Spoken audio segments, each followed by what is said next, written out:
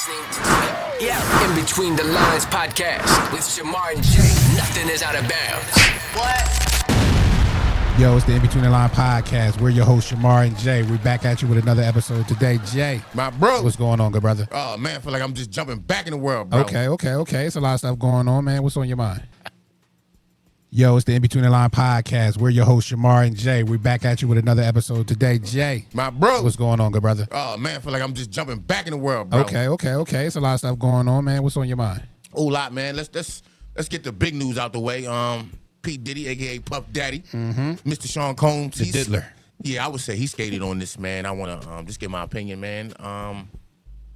Let's say he's very fortunate, for real, with the severity of the charges that was, attempted to be put on him to escape life in prison, through the charges. I think it dropped it down to 2 charges, I believe. 2 of the same charge, yeah. Yeah, and he's really lucky. He's waiting on sentencing right now in October. Honestly, man, it looked like, he may get about 3 years when it's all over. And he'll get credit for time served. So Diddy, very fortunate to be back out here on these streets very soon, to be a part of your kids' lives again, and had the opportunity to restart, man, and reinvent himself again. Ain't that crazy? So hold up, you think he's going to have to do how much time? Total, I say about 3 years, including that time already served. So another 2 years in jail? Worst case scenario, bro. Do you think he deserves that?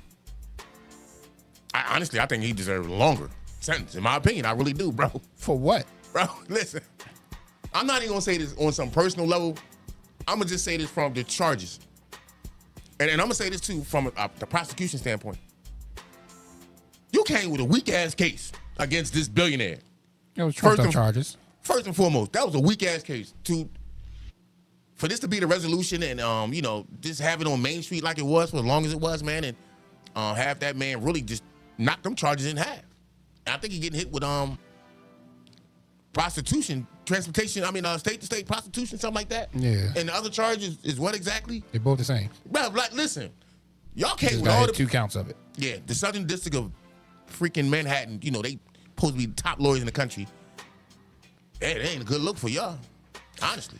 Well, it ain't a good look for them, but what it tells me is that this, because the case, I agree with you, the case was weak. I've been saying this, listening to the testimony. I said this case should have been dismissed. They have really nothing on there, and but what it just tells me is that they were influenced on bringing this case. It was higher ups that wanted this case. They pushed and rushed and forced this case only because of whatever, whether it be Diego, whether it be politicians, whether it's somebody who had a gripe against Diddy. Yeah.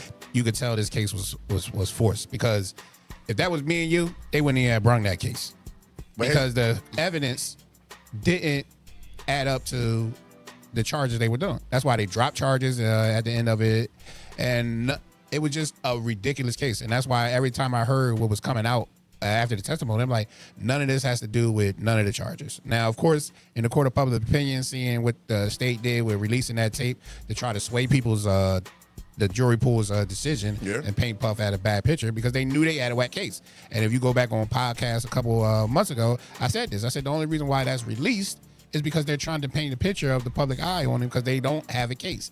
They was taking too long with it. And for them, and what all the experts and New York lawyers up there say, that what he's charged with, the 2 things that he got found guilty with, is the same, just 2 counts of the same charge. Transportation and prostitution. Most people, especially a first-time offender, which Diddy is, gets probation. Yeah. So the fact that he's denied bail 3 times, and even after this, denied bail. Yes. And you got the Abercrombie and Fitch guy out on bail, who did worse stuff to more people. And 2 minors. You're exactly. Yeah. And he's out on bail. So it's just telling me that somebody has a gripe with Diddy, and somebody powerful enough that could control and sway what the court can present and try to go after. Is just that. And to me, if he's on trial for, which was a statute of limitations, he was on trial for domestic abuse, then he's guilty. So something different. But the stuff that you have charged him with doesn't warrant the time. He spent a year in jail. Damn near. And no, it's been a year. September, I think, be a year. No, May was the year. Yeah. Okay. May was the year. Okay. Yeah, you're correct. So it's crazy, man. It's crazy and the fact that it's a black man is another reason why I need him to let go. Because to me, they're railroading Diddy. Clearly. Again, for someone who's done some bad domestic violence stuff, or what he's charged with versus what the white man billionaire is charged with.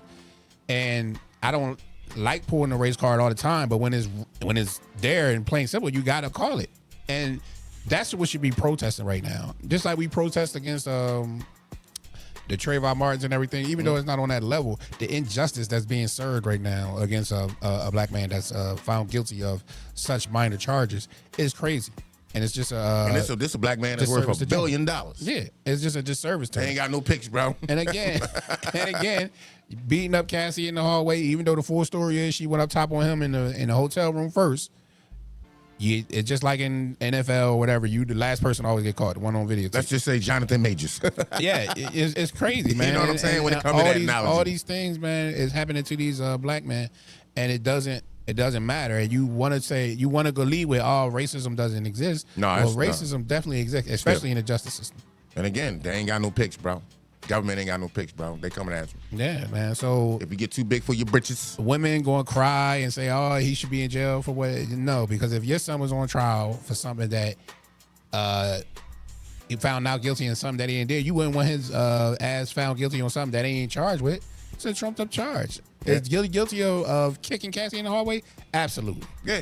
Is he? That's why I say he's a beast and a fucked up person in that way. Because again, like, we seen that, but at the end of the day, like, we already know your history when it comes to your anger and your violence. So I'm saying to myself, yeah, honestly, bro, you deserve more because you got away with a lot of shit for hold on for a long time. It just pitched like this in this situation. That shit you did, prior ain't had nothing to do with now. But sometimes, bro, reality can be a bitch. Don't think you're above the law. So if this ain't your little red flag in your mind at 55, 56 years old, still worth $1 billion, man, to just go fall back and chill the fuck out, then Diddy, I don't know what to tell you. The limelight ain't you no more. But when you say you know his history, what are you going off of?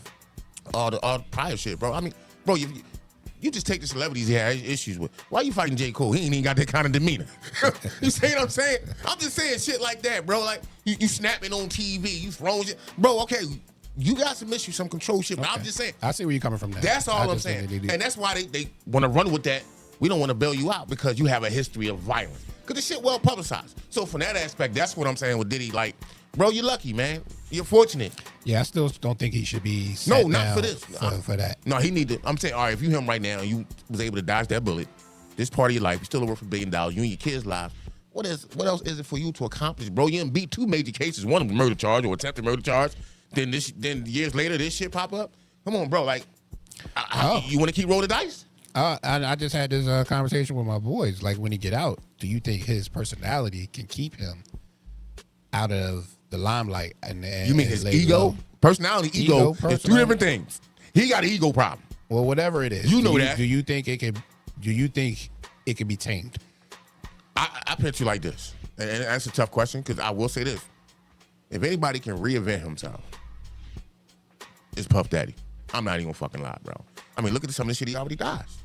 You know what I'm saying? I don't give a fuck if it's a name change or a new song or a new liquor or something. Somehow, some way, he's able to constantly reinvent himself, which is a great tribute to him. Mm-hmm. But in this situation, you just need to take real time off. I'm talking about no limelight, none of that. Jump on a yacht, bro, and just hit the sea. You know what I mean? Yeah, my guy gotta take a seat and relax, man. Play the back for a little bit. Come back out in like 5 years. There you go. Play the back a little bit. Just produce. There you go. And do your thing. And invest because you're still a businessman. Oh too. Yeah, definitely. What else you